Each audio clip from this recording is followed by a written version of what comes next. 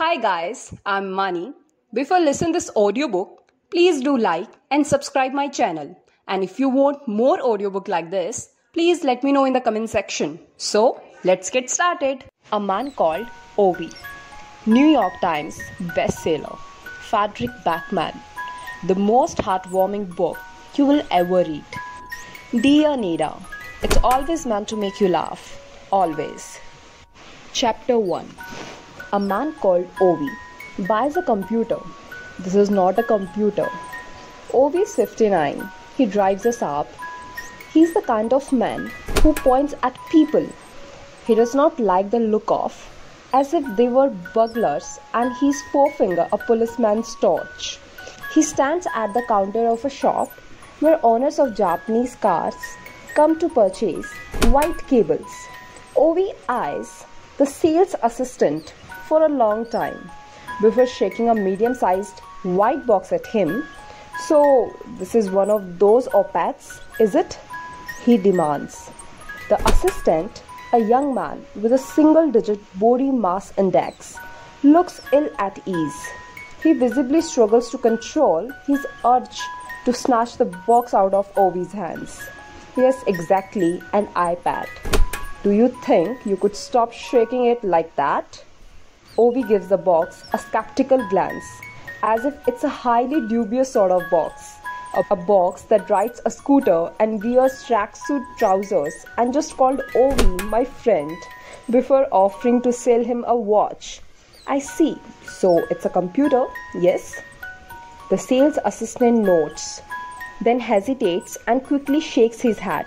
Yes, or what I mean is, it's an iPad. Some people call it a tablet and others call it a surfing device. There are different ways of looking at it. Ovi looks at the sales assistant as if he has just spoken backwards before shaking the box again. But is it good, this thing? The assistant nods confusedly. Yes. Or how do you mean?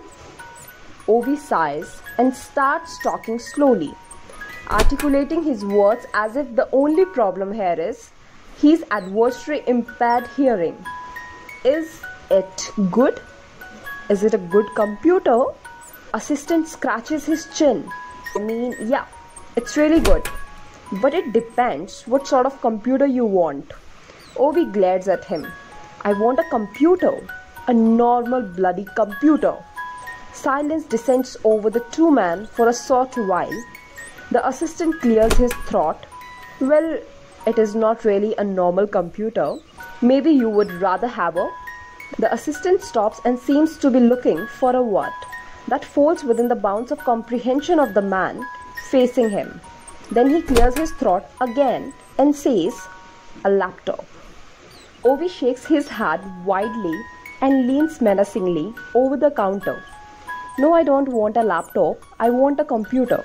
The assistant nods pedagogically. A laptop is a computer. Ovi, insulted, glares at him and stabs his forefinger at the counter. You think I don't know that? Another silence, as if two gunmen have suddenly realized they have forgotten to bring their pistols. Ovi looks at the box for a long time, as though he's waiting for it to make a confession. Where does the keyboard pull out? He mutters eventually. The sales assistant rubs his palms against the edge of the counter and shifts his height nervously from foot to foot, as young men employed in retail outlets often do when they begin to understand that something is going to take considerably more time than they had initially hoped. Well, this one does not actually have a keyboard. Ovi does something with his eyebrows. Of course, he splutters, because you have to buy it as an extra, don't you? No. What I mean is that the computer does not have a separate keyboard. You control everything from the screen. Ovi shakes his head in disbelief, as if he just witnessed the sales assistant walking round the counter and licking the glass-fronted display cabinet. But I have to have a keyboard. You do understand that? The young man sighs deeply, as if patiently counting to 10. Okay, I understand. In that case, I don't think you should go for this computer. I think you should buy something like a MacBook instead. A MacBook? Ovi says, far from convinced. Is that one of those blessed e-readers everyone's talking about? No, a MacBook is it's a laptop with a keyboard. Okay, Ovi hisses. He looks round the shop for a moment. So, are they any good? Then, the sales assistant looks down at the counter in a way that seems to reveal a fiercely yet barely controlled desire to begin clawing his own face. Then he suddenly brightens, flashing an energetic smile. You know what? Let me see if my colleague has finished with his customer so he can come and give you a demonstration.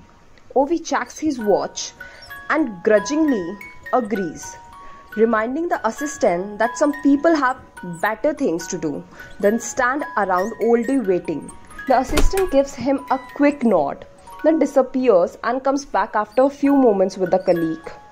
The colleague looks very happy, as people do when they have not been working for a sufficient stretch of time as sales assistants. Hi, how can I help you? Ovi drills his police torch finger into the counter. I want a computer. The colleague no longer looks quite as happy.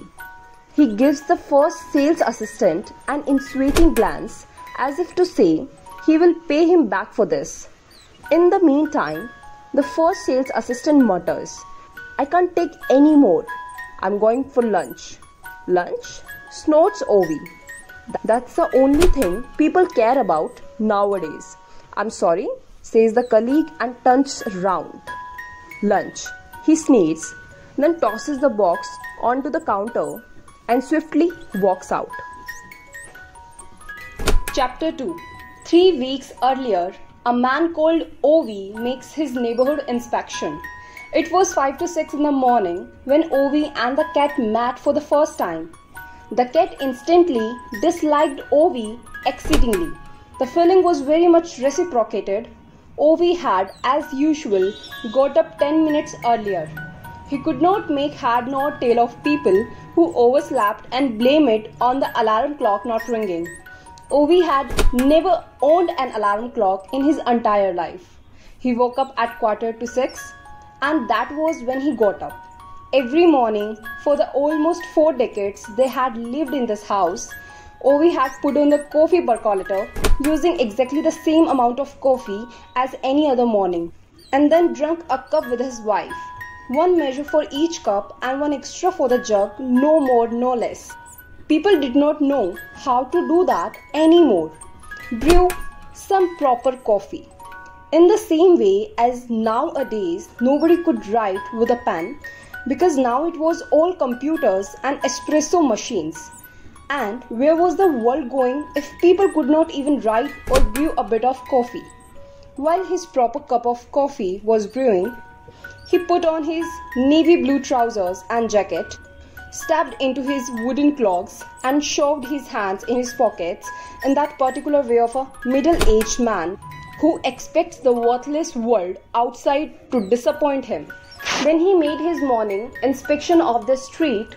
The surrounding terraced houses lay in silence and darkness as he walked out of the door, and there was not a soul in sight.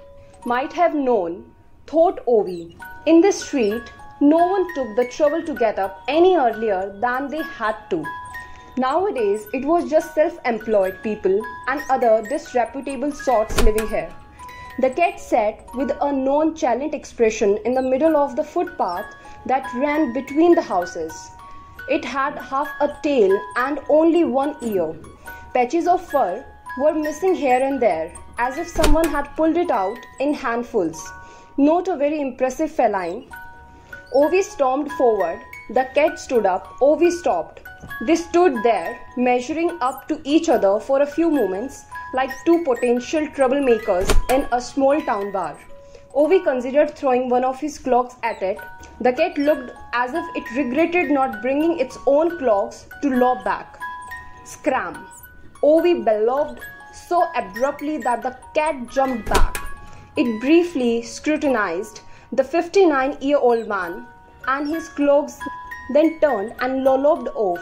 Ovi could have sworn it rolled its eyes before clearing out. Pest, he thought, glancing at his watch, 2 minutes to 6. Time to get going, or the bloody cat would have succeeded in delaying the entire inspection. Fine state of affairs that would be.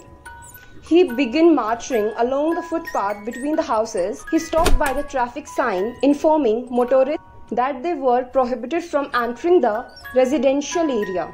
He gave the metal pole a firm kick. Not that it was wonky or anything, but it's always best to check. Ovi is the sort of man who checks the status of all things by giving them a good kick.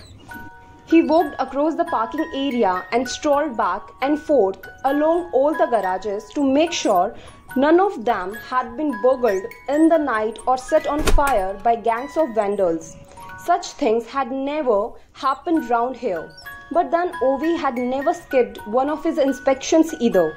He tugged 3 times at the door handle of his own garage where his Saab was parked, just like any other morning.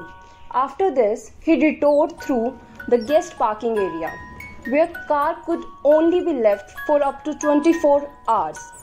Carefully, he noted down all the registration numbers in the little pad he kept in his jacket pocket, and then compared these to the registrations he had noted down the day before. On occasions, when the same registration numbers turned up in Ovi's notepad, Ovi would go home and call the vehicle licensing authority to retrieve the vehicle owner's details, after which he would call up the latter and inform him that he was a useless, bloody imbecile who could not even read signs. Ovi did not really care who was parked in the guest parking area, of course, but it was a question of principle. If it said 24 hours on the sign, that's how long you were allowed to stay. What would it be like if everyone just parked wherever they liked? It would be chaos. There would be cars bloody everywhere. Today, thankfully, there were not any unauthorized cars in the guest parking, and Ovi was able to proceed to the next part of his daily inspection, the bin room. Not that it was really his responsibility, mind. He had steadfastly opposed from the very beginning the nonsense steamrolled through by the recently arrived G Brigade that household rubbish had to be separated. Having said that, once the decision was made to sort the rubbish, someone had to ensure that it was actually being done. Not that anyone had asked Ovi to do it, but if men like Ovi did not take the initiative, there would be anarchy. There would be bags of rubbish all over the place. He kicked the bins a bit, swore, and fished out a jar from the glass recycling, mumbled something about incompetent as he unscrewed its metal lid. He dropped the jar back into glass recycling and the metal lid into the metal recycling bin. Back when Ovi was the chairman of the Residents Association, he had pushed hard to have surveillance cameras installed so they could monitor the bin room and stop people toughing out unauthorized rubbish. To Ovi's great annoyance, his proposal was voted out. The neighbors felt slightly uneasy about it. Plus, they felt it would be a headache archiving all the videotapes.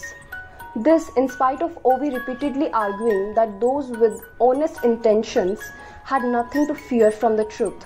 2 years later, after Ovi had been deposed as chairman of the association, the question came up again.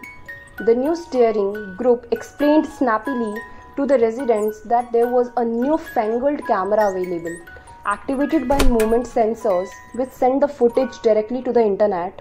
With the help of such a camera, one could monitor not only the bin room but also the parking area, thereby preventing vandalism and burglaries. Even better, the video material erased itself automatically after 24 hours, thus avoiding any breaches of the residents' right to privacy. An anonymous decision was required to go ahead with the installation. Only one member voted against, And that was because Ovi did not trust the internet. He spelled it with a capital I and accentuated the net, even though his wife nagged that you had to put the emphasis on inter. The steering group realized soon enough that the internet would watch Ovi's throwing out his rubbish over Ovi's own dead body. And in the end, no cameras were installed. Just as well, Ovi reasoned. The daily inspection was more effective anyway. You knew who was doing what and who was keeping things under control. Anyone with half a brain could see the sense of it. When he had finished his inspection of the bin room, he locked the door just like he did every morning and gave it 3 good tugs to ensure it was closed properly. Then he turned round and noticed a bicycle leaning up against the wall outside the bike shed. Even though there was a huge sign instructing residents not to leave their bicycles there, right next to it, one of the neighbors had taped up an angry, handwritten note. This is not a bicycle parking area. Learn to read signs. Ovi muttered something about infactual idiots, opened the bike shed, picked up the bicycle, put it neatly inside, then locked the shed and tugged the door handle 3 times. He tore down the angry notice from the wall. He would have liked to propose to the steering committee that a proper no-leaf letting sign should be put up on this wall. People nowadays seem to think they could swan around with angry signs here, there and anywhere they liked. This was a wall, not a bloody notice board. Ovi walked down the little footpath between the houses. He stopped outside his own house, stooped over the paving stones and sniffed vehemently along the cracks. Piss. It smelled of piss. And with this observation, he went into his house, locked his door and drank his coffee. When he was done, he cancelled his telephone line rental and his newspaper subscription. He mended the mixer tap in the small bathroom, put new screws in the handle of the door from the kitchen to the veranda, reorganized boxes in the attic, rearranged his tools in the shed and moved the Saab's winter tires to a new place. And now here he is. Life was never meant to turn into this. It's 4 o'clock on a Tuesday afternoon in November. He turned off the radiators, the coffee percolator and all the lights, oiled the wooden top in the kitchen, in spite of those mules at IKEA, saying the wood does not need oiling. In this house, all wooden worktops get an oiling every 6 months, whether it's a necessary or not. Whatever some girlie in a yellow sweatshirt from the self-service warehouse has to say about it. He stands in the living room of the 2-story terraced house with the half-sized attic at the back and stares out of the window. The 40-year-old beer-stubbled poser from the house across the street comes jogging past. Anders is his name, apparently a recent arrival, probably not lived here for more than 2 or 5 years at most. Already, he's managed to wheedle his way onto the steering group of the Residents Association. The snake, he thinks he owns the street, moved in after his divorce, apparently paid well over the odds.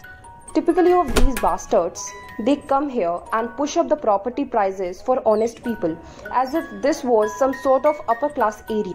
Also drives an OD. Ovi has noticed he might have known.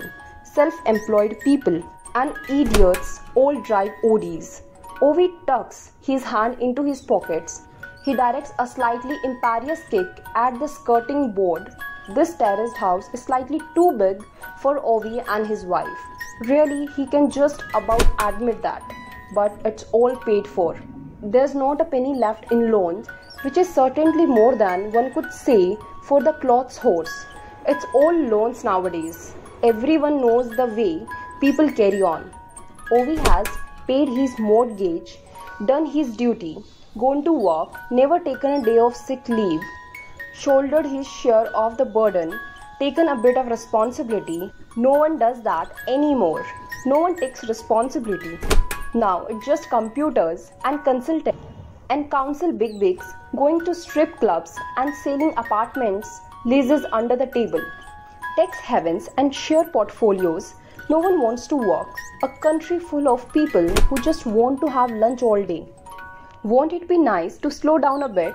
They said to Ovi yesterday at work. While explaining that there was a lack of employment prospects and so they were retiring the older generation a third of a century in the same workplace, and that's how they refer to Ovi. Suddenly, he's a bloody generation because nowadays people are all 31 and wear too tight trousers coffee and no longer drink normal coffee and don't want to take responsibility. A shed lot of men with elaborate beards, changing jobs and changing wives and changing their car makes. Just like that, whenever they feel like it. Ovi glares out of the window. The poser is jogging. Not that Ovi is provoked by jogging. Not at all. Ovi could not give a damn about people jogging. What he can't understand is why they have to make such a big thing of it. With those smug smiles on their faces as if they were out there curing pulmonary emphysema. Either they walk fast or they run slowly. That's what joggers do. It's a 40-year-old man's way of telling the world that he can't do anything right. Is it really necessary to dress up as a 14-year-old Romanian gymnast in order to be able to do it? Or the Olympic tobogganing team? Just because one shuffles aimlessly round the block for 3/4 of an hour. And the poser has a girlfriend, 10 years younger, the blonde weed, Ovi calls her, tottering round the lanes like an inebriated panda on heels as long as box spanners. With clone paint all over her face and sunglasses so big that one can't tell whether they are a pair of glasses or some kind of helmet. She also has one of those handbag animals running about off the leash and pissing on the paving stones outside Ovi's house. She thinks Ovi does not notice, but Ovi always notices. His life was never supposed to be like this. Full stop. Won't it be nice talking it a bit easy? They said to him at work yesterday, and now Ovi stands here by his old kitchen worktop. It's not supposed to be a job for a Tuesday afternoon. He looks out of the window at the identical house opposite. A family with children has just moved in there. Foreigners apparently. He does not know yet what sort of car they have. Probably something Japanese. God help them. Ovi nods to himself as if he just said something which he very much agrees with. Looks up at the living room ceiling hook. He is going to put up a hook there today, and he does not mean any kind of hook. Every IT consultant trumpeting some data code diagnosis and one of those non-gender specific cardigans they all have to wear these days would put up a bog standard hook. But Ovi's hook is going to be solid as a rock. He is going to screw it in so hard that when the house is demolished, it will be the last thing standing. In a few days, there will be some stuck-up estate agent standing here with a tie knot as big as a baby's head, banging on about renovation potential and spatial efficiency, and he will have all sorts of opinions about Ovi, the bastard, but he won't be able to say a word about Ovi's hook. One of the floor in the living room is one of Ovi's useful stuff boxes. That's how they divided up the house. All the things Ovi's wife has bought are lovely or homely. Everything Ovi buys is useful, stuff with a function. He keeps them into different boxes, one big and one small. This is the small one, full of screws and nails and spanner sets and that sort of thing. People don't have useful things anymore. People just have shit. 20 pairs of shoes, but they never know where the shoe horn is. Houses filled with microwave ovens and flat screen televisions, yet they could not tell you which plug to use for a concrete wall. If you threatened them with a box cutter, Ovi has a whole drawer in his useful stub box just for concrete wall plugs. He stands there looking at them as if they were chess pieces. He does not stress about decisions concerning wall plugs for concrete. Things have to take their time. Every plug is a process. Every plug has its own use. People have no respect for decent, honest functionality anymore. They are happy as long as Everything looks neat and dandy on the computer, but Ovi does things the way they are supposed to be done. He came into his office on the Monday and they said they had not wanted to tell him on Friday as it would have ruined his weekend. It would be good for you to slow down a bit, they had drawled. Slow down? What did they know about waking up on a Tuesday and no longer having a purpose? With their internets and their espresso coffees, what did they know about taking a bit of responsibility for things? Ovi looks up at the ceiling, squints. It's important for the hook to be centered, he decides. And while he stands there, immersed in the importance of it, he is mercilessly interrupted by a long, scraping sound, not at all unlike the type of sound created by a big oaf backing up a Japanese car hooked up to a trailer and scraping it against the exterior wall of Ovi's house. Thanks for watching this video, guys. Keep loving and supporting me. Stay healthy and be happy. Bye-bye.